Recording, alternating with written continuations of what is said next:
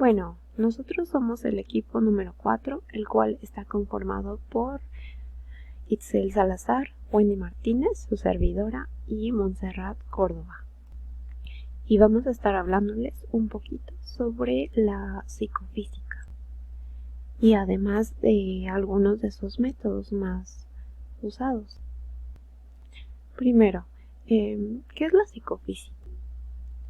Como bien sabemos, es una rama de la ciencia que esta investiga tanto la relación entre el mundo físico y el psicológico.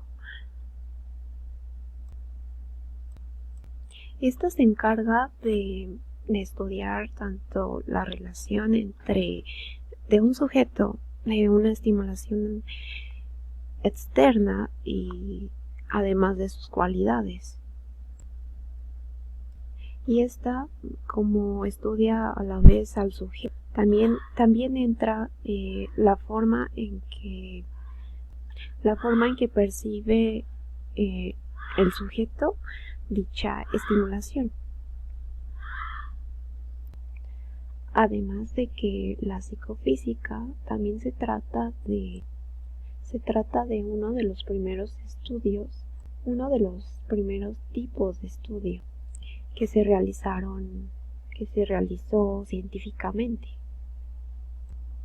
en la que entraban estos aspectos psicológicos, tales como la sensación y la evaluación que se hacía.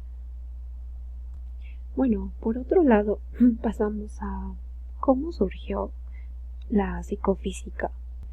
Esta comenzó antes de la época del trabajo de Wundt.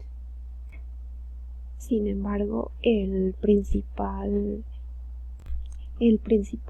exponente fue Gustavo Fechner, pero también Wundt fue muy importante debido a que estableció su laboratorio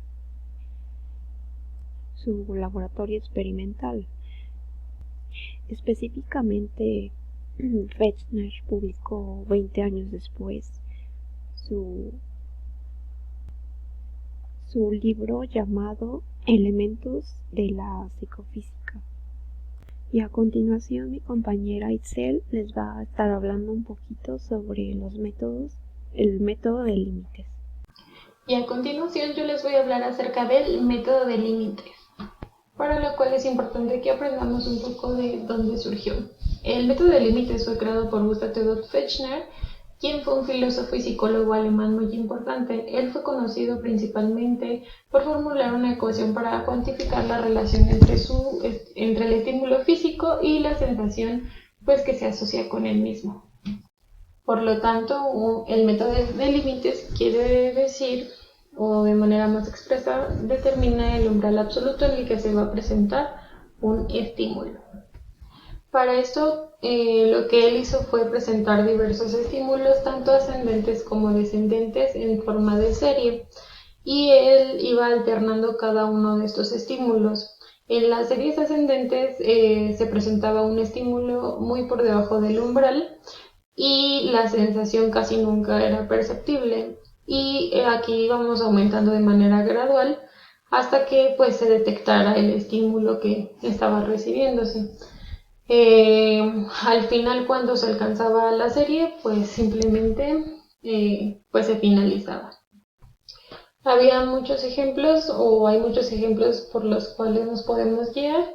Aquí en esta tableta que tenemos aquí podemos ver el estímulo, que es el ruido, y vemos cómo va de manera ascendente y va de manera descendente, y lo que obtenemos al final de alguna manera es una señal, ¿no? En esta técnica el experimentador lo que hacía era mantener la observación, y él iba subiendo como de intensidad poco a poco para ver si se lograba o no la percepción del estímulo. Otro de los ejemplos que podemos tomar en cuenta son los electrodos o las terapias que ocupan este tipo de corriente eléctrica, ya que lo que se hace normalmente es colocarlos y se va sumando o aumentando la intensidad y disminuyendo de acuerdo hasta que la persona nos diga si lo percibe o no lo percibe, ya que cuando va de forma gradual, pues va cambiando también la intensidad del mismo y hay ciertas corrientes que el cuerpo pues no detecta hasta que se va de manera ascendente y descendente. Y a continuación mi compañera Alondra les va a hablar acerca de los estímulos constantes. Voy a hablarles sobre el método de los estímulos constantes. Para comenzar, ¿qué es un estímulo? Un estímulo es cualquier cambio físico o químico producido en el ambiente y que nuestro sistema nervioso va a detectar, por ejemplo, los cambios de temperatura o la iluminación. El método de los estímulos constantes antes era llamado método de los casos verdaderos o falsos. Igual fue creado por Fechner y este nos decía que mientras un estímulo estaba constante, el otro iba a cambiar. Y los umbrales están explicados en términos estadísticos y en porcentajes. ¿Cómo funciona? El investigador va a seleccionar un rango de 5 y 9 valores de intensidad del estímulo. Cada uno de estos valores va a ser presentado al sujeto aleatoriamente y en un número elevado de veces, y se va a ir registrando cuál fue el porcentaje de veces que el sujeto detectó este estímulo. Para entenderlo mejor, coloqué un ejemplo. Supongamos que hay una persona dentro de una habitación y se le van a colocar audífonos. Nosotros como experimentadores vamos a elegir un conjunto de tonos de diferentes intensidades. Vamos a presentarle estos estímulos al sujeto en repetidas ocasiones y de forma aleatoria. De esta forma el sujeto va a responder sí cuando detecte alguna intensidad del estímulo y no en caso contrario. Para la obtención del umbral absoluto debemos entender qué es el umbral absoluto. Esta es una magnitud en donde el estímulo fue percibido el 50% de las veces. Para explicarlo, elegí esta tabla. En la primera columna tenemos la intensidad del estímulo. En la segunda columna tenemos las veces que fue detectado y en la tercera la probabilidad para obtener el umbral absoluto. En este experimento se realizó 20 veces, se le presentó 20 veces el estímulo al sujeto. Explicando la primera fila. El estímulo de intensidad 10 se le presentó 20 veces al sujeto, pero solo lo detectó una vez. Por lo tanto, su probabilidad es de 0.05. Ahora, el estímulo de intensidad 25 también se lo presentó 20 veces, pero solo lo detectó 6 y su probabilidad es de 0.30. Y lo que nosotros estamos buscando es una probabilidad de 50%. Entonces, en esta tabla nos damos cuenta que el estímulo 30, que se le presentó 20 veces al sujeto, fue detectado 10 veces. Entonces, de 20 veces que se le presentó, 10 veces lo detectó, por lo tanto es la mitad, es el 50%, que es lo que estamos buscando en el umbral absoluto. Este método es demasiado usado en las investigaciones porque es mucho más exacto que el método de los límites, porque a los sujetos se les somete a un mayor número de ensayos, pero esto también tiene pues sus errores, porque al estar haciendo este ensayo diversas veces va a generar una fatiga en el sujeto y esto también aumenta el número de errores en los juicios de los sujetos. Y a continuación les explicarán sobre el método de ajuste. Como último método voy a estar explicándoles un poquito sobre el método de ajuste.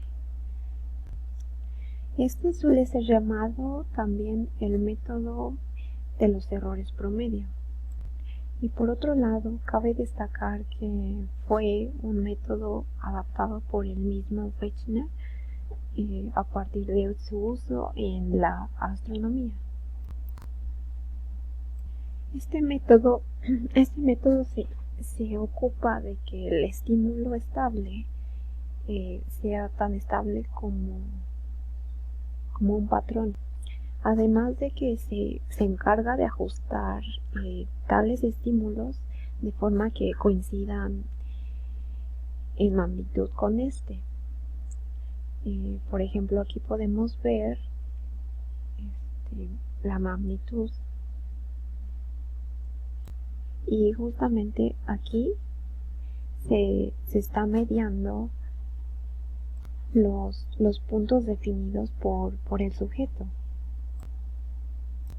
Y al final de dicho método